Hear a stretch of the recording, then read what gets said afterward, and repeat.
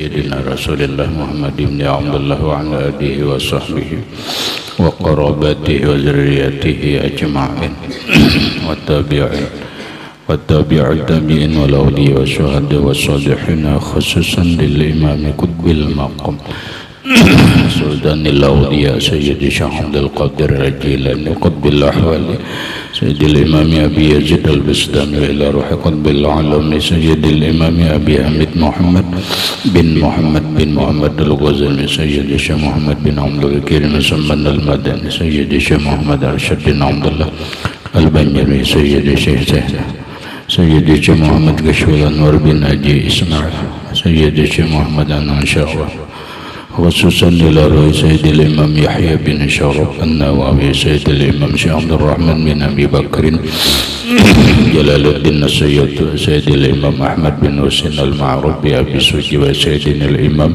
Syekh Ibrahim Al-Bajuri Sayyidil Imam Al-Habib Abdullah bin Alwi Al-Haddad Sayyidil Imam Syekh Muhammad Nawawi bin Umar Al-Bandani wa li arwahi ahli sanadina al-muttasil ilaihim wa khususan ila ruhi Sayyidi wa mursyidi wa murabbir ruhi Sayyidi Syekh Muhammad Zaini bin Abdul arwahi jami'i masyayikhina wa masyayikh manallahu al-karim yataghashahum birrahmah wal maghfirah yu'ali darajati mil jannah yu'adu alaina wa ala ahli baitina wa auladina zurriyatina min barakatihim wa min barakati ulumihim wa asrarihim wa anwarihim wa ma'arifihim wa karamatihim bisirrin nabi wa alin nabi lahumul fatihah a'udhu billahi minasyaitanir Bismillahirrahmanirrahim alhamdulillahi rabbil alamin Ar-Rahmanir-Rahim Maliki yaumiddin iyyaka na'budu wa iyyaka nasta'in ihdinas siratal mustaqim siratal ladzina an'amta 'alaihim ghairil maghdubi 'alaihim waladdallin Bismillahirrahmanirrahim Alhamdulillahi rabbil alamin wassalatu wassalamu ala asyrafil anbiya wal mursalin sayyidina wa habibina wa syafi'ina wa maulana Muhammadin wa ala alihi wa sahbihi ajma'in wa subhanallahi walhamdulillahi wa la ilaha illallah wallahu akbar la hawla wa la quwwata illa billahil aliyyil azim Assalamu alayka ya sayyidi ya Rasulullah Assalamu alayka ya sayyidi ya Habiballah Assalamu alayka ya sayyidi ya khaira khalqillah Assalamu alayka ya imam al-anbiya wal mursalin Assalamu alayka ya khataman nabiyyin Assalamu alayka ya rahmatan lil alamin Assalamu alayka ayyuhan nabiyyu wa rahmatullah wa barakatuh Qala al-musannif rahimahullah Risalatul Mu'awwanah Faslun wa alayka bil hubbi fillah Hatta yasira subhanahu ahabba ilaika mimma siwahu Faslun ayhaza faslun ini satu fasal wa alayka lazimi oleh engkau atau wajib atas engkau bil hubbi fillah dengan mencintai Allah hatta yasura sehingga jadilah subhanahu wa ta'ala Allah subhanahu wa ta'ala itu ahabba ilaika lebih engkau cintai mimma siwahu dari sesuatu apapun selain Allah hatta la yasura laka sehingga tidak menjadi bagi engkau mahbubun orang yang dicintai illa iyahu kecuali Allah maksudnya wa alaika bil hubbi fillah lazimi oleh engkau mencintai Allah berbicara masalah cinta adalah pokok dalam kehidupan beragama bahkan sumber kehidupan karena orang apabila tidak mencintai Allah berarti dia tidak menjadi orang yang beriman. Orang yang beriman itu pasti mencintai Allah. Buktinya ini asyhadu an la ilaha illallah wa asyhadu anna Muhammadur Rasulullah itu kan bukti cinta. Namun kadar cinta itu yang berbeda-beda. Ada orang yang cintanya palsu, ada yang cintanya asli atau tulus atau murni. Nah sekarang Habib Abdullah bin Alwi Al-Haddad menyuruh kita atau mengajak kita agar mencintai Allah. Tapi cintanya itu hatta yasira subhanahu wa ta'ala ahabba ilaika mimma siwah, supaya atau sehingga jadilah Allah subhanahu wa ta'ala itu lebih engkau cintai dari apapun selain dia. Allah ta'ala lebih ia cintai daripada istrinya. Allah ta'ala lebih ia cintai daripada anak-anaknya. Allah ta'ala itu lebih ia cintai dari siapapun. Sehingga apabila orang cinta itu biasanya yuksiru mahbubahu, dia mengutamakan orang yang dicintainya. Kalau laki-laki mencintai seseorang, dia pasti mengutamakan yang dicintainya itu daripada yang lain. Kalau dia mencintai Allah, berarti dia mengutamakan Allah daripada yang lain. Umpama Allahu Akbar, Allahu Akbar, azan memanggil agar menyembah Allah, agar beribadah kepada Allah sebagai bukti cinta kepada Allah. Sementara jualan ada, pembeli ada. Ayo menunggu pembeli kah atau Allah Ta'ala kah? Kalau orang cinta kepada Allah, dia mengutamakan Allah daripada jualan ini. Dilepasnya jualan, dah aku tutup dulu, aku sembahyang dulu. Itu namanya yuksiru mahbubahu. Lah, orang cinta itu dia mengutamakan orang yang dia cintai daripada yang lain. Karena dia cinta Allah, dia lebih mengutamakan Allah daripada istrinya. Makanya kalau istrinya tidak taat kepada Allah, berapapun dia mencintai istrinya, tapi tidak taat kepada Allah istrinya, dia bisa lepaskan istrinya itu. Watruk minal azwaji man masa'adat fi ta'atir rahman wakhtar azuban fatila. Demi cinta kepada Allah, dia rela meninggalkan istrinya yang tidak taat kepada Allah demi untuk Allah. Dia rela wakhtar azuban, dia rela menjomblo, dia rela hidup sendirian daripada beristrikan yang tidak membawa taat atau beristrikan yang durhaka kepada Allah Subhanahu wa ta'ala. Karena dia lebih cinta kepada Allah. Anak demikian juga, dia lebih cinta kepada Allah daripada anaknya. Kalau anaknya dia melanggar hukum Allah, dia marah. Dia mengutamakan perintah Allah daripada sayang kepada anak. Orang boleh sayang kepada anak, tapi sayang kepada anak itu jangan melebihi daripada sayang kepada Allah, cinta kepada Allah. Jangan gara-gara anak cinta kepada Allah Ta'ala itu bahasa kita itu cinta kepada Allah Ta'ala ditinggalkan. Apa coba kita lihat sejarah. Sejarah siapa? Sejarah Nabiullah Ibrahim alaihissalam. Ini sebagai pelajaran aja, bukan berarti Nabi Ibrahim begitu. Subhanallah. Apa? Nabi Ibrahim itu beristrikan Sarah, istri pertama. Nah, lama kawin dengan Sarah tidak punya anak. Maka kawinlah Nabi Ibrahim dengan Hajar. Lalu dengan Siti Hajar ini dari Mesir mendapatkan anak. Anak itu diberi nama Ismail. Betapa gembiranya Nabi Ibrahim mendapatkan seorang putra, mendapatkan seorang anak, karena selama ini tidak mendapatkan anak dalam perkawinannya. Betapa sayang Nabi Ibrahim. Iya nggak? Lah, sayang, cinta lawan anak. Asik-asiknya Nabi Ibrahim menyayangi anak. Asik-asiknya Nabi Ibrahim menyayangi anak yang bernama Ismail. Lalu Allah memerintahkan kepada Nabi Ibrahim agar menyembelih Ismail. Untuk apa Allah menyuruh menyembelih Ismail? Apakah Allah menyuruh mengorbankan atau membunuh manusia? Apakah Allah menyuruh menyakiti manusia? Tidak. Tidak. Allah hanya ingin membuktikan apakah Ibrahim itu lebih cinta kepada Allah apa cinta kepada anak. Begitu, Ri.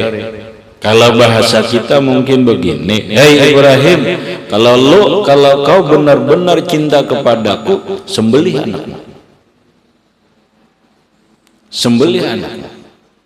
Karena konon katanya demi cinta, demi orang yang dicintai, orang bisa mengeluarkan harta, mengorbankan harta, bahkan mengorbankan jiwa demi untuk cinta. Ya kalau lah rahmat bujur, aku demi engkau aja bahujan gen akon. Demi engkau harta duitku bari. Demi engkau nyawa sebagai taruhannya akon. Ada garang bujur cinta gitu. Ada garang ini cinta gitu. Nah sekarang Allah memerintahkan kepada Nabi Ibrahim agar apa? Agar menyembelih Ismail sebagai bukti cinta kepada Allah. Sanggupkan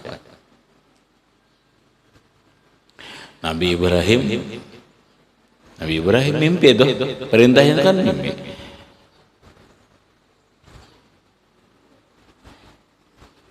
Ya bunayya inni ara fil manami azbahuk.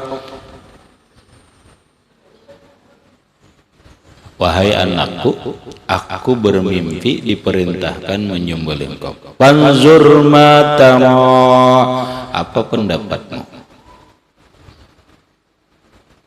Bahasanya Nabi Ibrahim sayang, masa anak harus disembelih? Sampai kada yakin mimpi itu. Masa mimpi Allah Ta'ala memerintahkan menyembelih anak? Masa begitu? Tapi ternyata mimpi itu berulang-ulang sampai 3 kali. Sampai 3 malam berturut-turut. Pada akhirnya itu menjadi sebuah kepastian. Itu perintah Allah. Utarakan kepada anak, ya bunayya inni ara fil manami azbahuk panzur ma tara. Abah diperintahkan Allah lewat mimpi agar menyembelihmu, apa pendapatmu?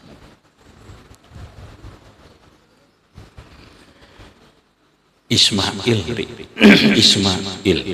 Umur berapa? Ada yang mengatakan umur Ismail waktu itu berumur 7 tahun. Ada yang mengatakan berumur 4 tahun. Ya, yang jelas masih kanak-kanak lah. Apa jawaban Nabi Ismail? Apa jawaban Nabi Ismail? Kata Nabi Ismail, ya abati f'al ma tu'mar satajiduni insyaallah minas sabirin. Wahai bapakku, if'al ma tu'mar, laksanakan apa yang diperintahkan kepada engkau. Satajiduni insyaallah minas sabirin, sampian engkau akan mendapati diri ulun termasuk orang yang sabar. Ada gampangan deh. Nah, maasah landapi lagi. Jarat ikat supaya ulun jangan bergerak, supaya nyaman nyembelih. Nah, landapi ladingnya. Ayo, Ismail menyuruh landapi, tajamkan pisau parangnya. Nah, ayo. Para malaikat di langit tegang. Tegangnya apa? Tegang. Nabi Ibrahim sedang mempertaruhkan buah jantungnya, buah hatinya. Nabi Ibrahim sedang mempertaruhkan anak kesayangannya demi membuktikan cintanya kepada Allah Subhanahu wa ta'ala. Karena Nabi Ibrahim dilihat oleh Allah lebih condong hatinya kepada Ismail. Bahasa orang sekarang kelihatannya hatinya sudah ke lain nih. Aku perlu bukti cinta enggak? Ini kayaknya nih sudah menyerit-nyerit pondokan nih. Nah.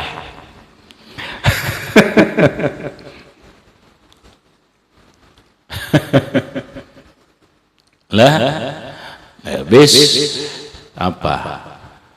Ternyata ya Allah, para malaikat di malakutis samawat, di alam malakut mereka tegang melihat Ibrahim berani mengorbankan anaknya, menyembelih anaknya demi cinta kepada Allah. Kalau kita kadang sekarang demi cinta kepada anak berani mengorbankan iman, berani meninggalkan perintah Allah. Beda kan? Tapi Nabi Ibrahim dengan kecintaannya, keikhlasannya sembelih. Tidak. Allah tidak memerintah. Allah bukan ingin, bahasa kita menghendaki Ismail itu mati disembelih, bukan. Allah hanya ingin membuktikan Ibrahim benar kada cinta. Nah, disembelih. Kada mau luka, nah, ada mau luka taguh. Padahal parangnya landek deh. Kenapa? Dalam tauhid parang tidak melukai, ya kan?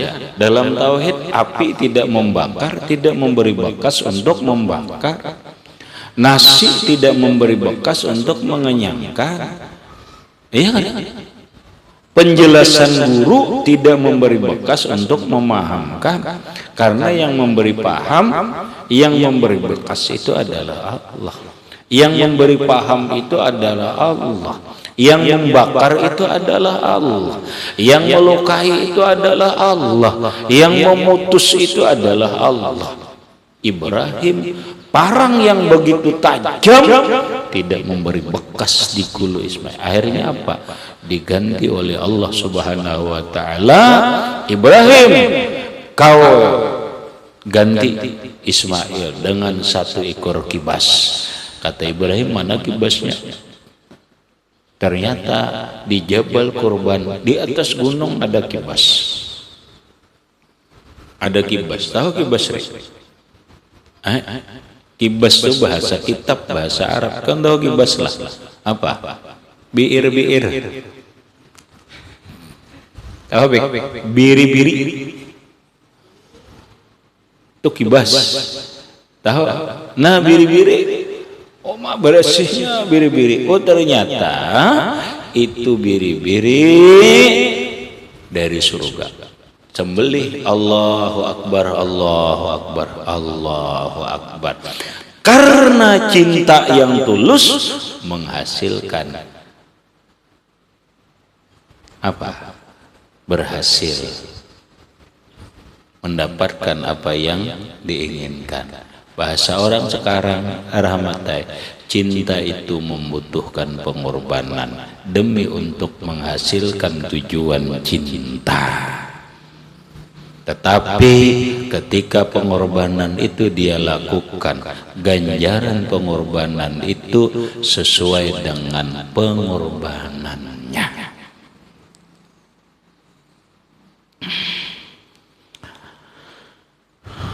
Sesuai dengan pengorbanan.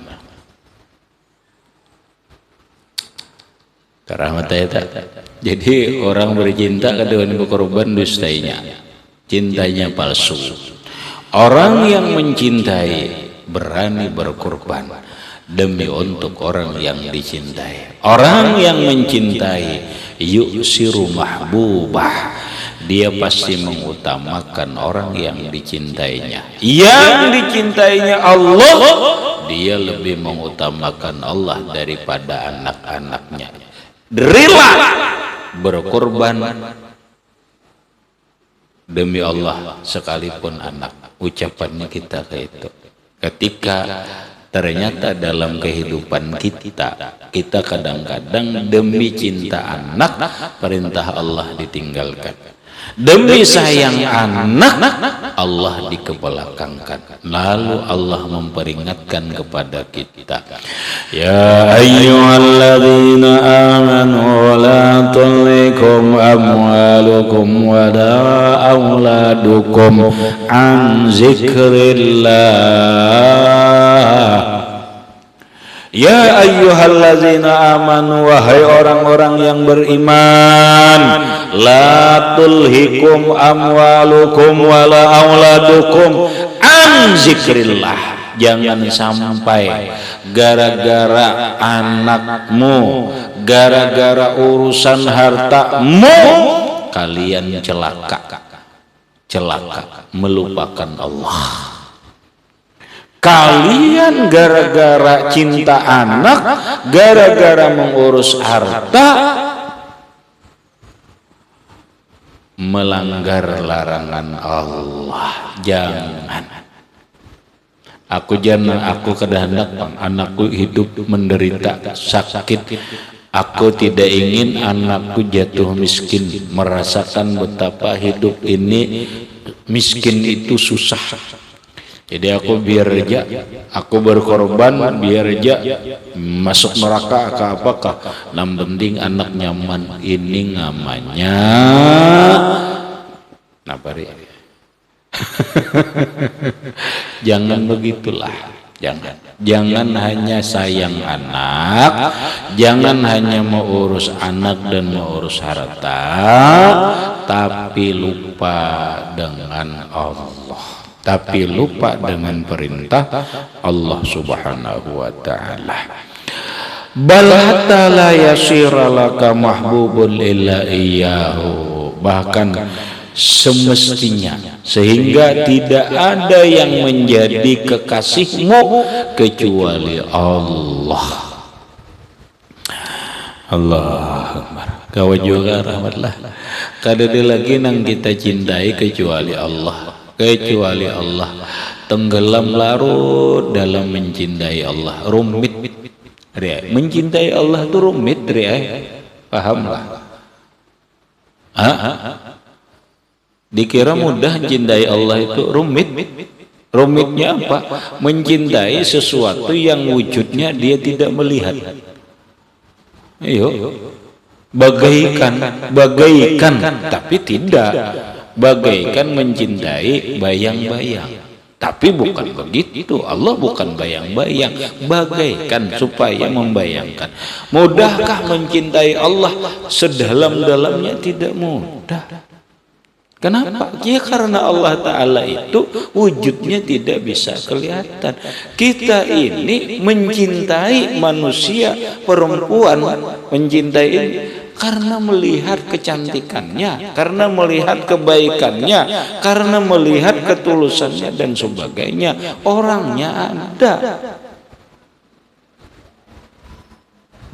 Bicara cinta kepada Allah, bicara sesuatu yang tidak nampak di matanya. Terus hanya dengan main perasaan. Tapi kenyataannya nampak. Karena cinta itu biasanya lahir dari kebaikan. Coba, adakah wanita atau manusia sebaik Allah? Tidak ada manusia, perempuan yang secantik-cantiknya sebaik Allah Ta'ala. Kita contoh aja dulu. Manusia ini kejam. Manusia ini kadang kejam. 1000 kali berbuat baik kepada dia, tapi begitu satu kali kita berbuat salah, kebaikan kita yang 1000 kali tidak ada artinya. Itulah manusia. Kok kenapa manusia 1000 macam kebaikan diberikan kepadanya, begitu dia satu kali berbuat jahat, berbuat salah, 1000 kebaikan tidak ada artinya. Itulah manusia. Sifat manusia begitu. Kalau Allah 1000 kali orang berbuat jahat kepada Allah, 1000 macam orang berbuat maksiat kepada Allah, hanya satu kali berbuat kepada Allah, Allah terima, Allah baik. Allah lupakan. Allah lupakan 1000 macam kesalahan itu hanya dengan satu kebaikan. Kebaikan apa? Satu macam itu cukup dengan taubat. At-taibu minaz zambi kaman la zambalah.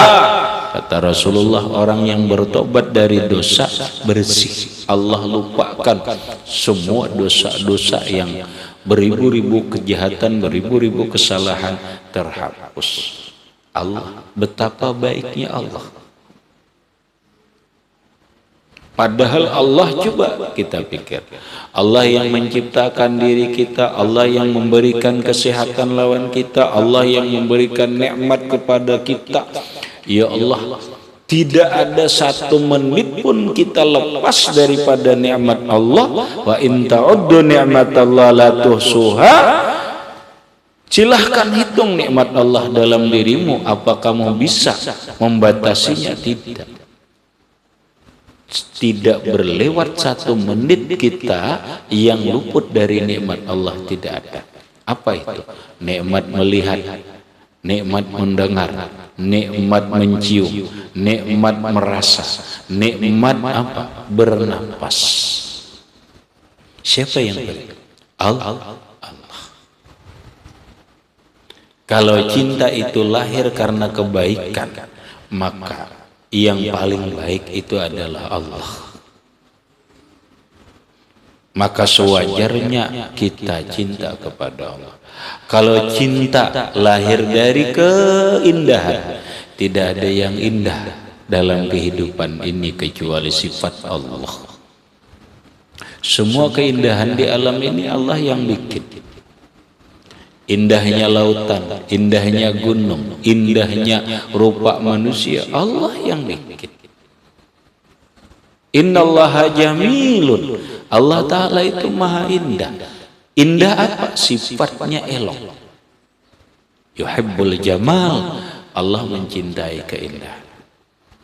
Kalau cinta karena keindahan, Allah lebih indah dari yang lain-lain. Maka sewajarnya lah Allah yang dicintai. Tapi apa? Tapi Allah kada kelihatan wujudnya. Nah, apabila cinta dengan yang berwujud, yang bisa diraba, bisa dinikmati, maka akan timbullah yang disebut dengan cinta karena hawa nafsu. Berarti kadang cintanya karena hawa nafsu. Nah, habis.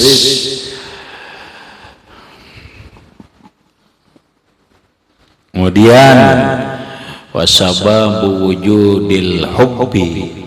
Apa sebabnya cinta itu ada? Ya kan? Apa sebabnya cinta itu ada? Nah, makanya diurai sedikit. Sebab adanya cinta itu dari sisi orang yang dicintai, kadangkala karena adanya kesempurnaan dalam orang yang ia cintai. Sempurna rupanya, sempurna akhlak, kebaikan akhlaknya, sempurna ini dan itunya. Nah, ini kita kupas akan datang. Ila akhir, wallahu a'lam bisawab. Nggak cerita aja dulu. Baca Zaid. Bismillahirrahmanirrahim. Faslun hadza faslun wa 'alaika bil hubbi fillahi hatta yasira subhanahu ahabba ilaika mimma siwa bal hatta la yasira laka mahbubun illa iyyahu. Al-Fatihah. Bismillahirrahmanirrahim.